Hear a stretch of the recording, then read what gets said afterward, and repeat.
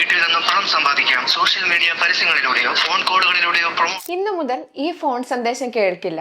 Online തട്ടിപ്പുകൾക്കെതിരെ പൗരന്മാർക്ക് മുന്നറിയിപ്പ് നൽകുക എന്ന ലക്ഷ്യത്തോടെ ആരംഭിച്ച സൈബർ കുറ്റകൃത്യ ബോധവൽക്കരണ കോളർ ട്യൂൺ സർക്കാർ ഔദ്യോഗികമായി പിൻവലിച്ചു.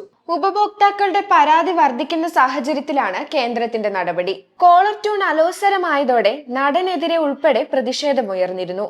സൈബർ തട്ടിപ്പുകളുടെ വർദ്ധിച്ചു വരുന്ന ഭീഷണിയെക്കുറിച്ച് അവബോധം സൃഷ്ടിക്കുന്നതിനായി സർക്കാർ നേതൃത്വത്തിലുള്ള ഒരു ക്യാമ്പയിനിന്റെ ഭാഗമായിരുന്നു ഫോൺ കോളുകൾക്ക് മുമ്പുള്ള മുൻകൂട്ടി റെക്കോർഡ് ചെയ്ത സന്ദേശം. വ്യാഴാഴ്ച ക്യാമ്പയിൻ അവസാനിച്ചതോടെ സന്ദേശം നീക്കം ചെയ്തതായി NDTV റിപ്പോർട്ട് ചെയ്തു.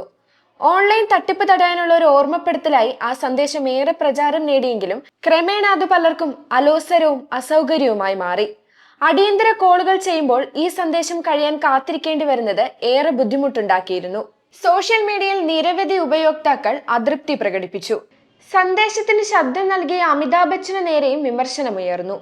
ദീർഘമായ സന്ദേശത്തിന് കാരണം താരത്തിന്റെ പ്രായമാണെന്ന തരത്തിലും വിമർശനമുയർന്നു. വിമർശനമേറിയതോടെ താരം എക്സിൽ പ്രതികരിക്കുകയും ചെയ്തിരുന്നു. സർക്കാരിന്റെ അഭ്യർത്ഥന പ്രകാരമാണ് സന്ദേശം റെക്കോർഡ് ചെയ്തത്. നിർത്താൻ സർക്കാരിനോട് പറയൂ എന്നൊരു ട്രോളിനെ ടാഗ് ചെയ്തുകൊണ്ട് ബച്ചൻ പറഞ്ഞു.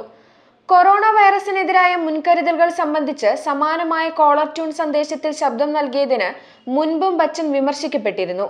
അദ്ദേഹത്തിനും കുടുംബങ്ങളിൽ ചിലർക്കും രോഗം ബാധിച്ചതിനെ തുടർന്ന് ബച്ചന്റെ ശബ്ദം ഇതിൽ നിന്ന് നീക്കം ചെയ്യാൻ നിർദ്ദേശം നൽകണമെന്നാവശ്യപ്പെട്ട് ഡൽഹി ഹൈക്കോടതിയിൽ ഒരു പൊതു താൽപര്യ ഹർജിയും ഫയൽ ചെയ്തിരുന്നു.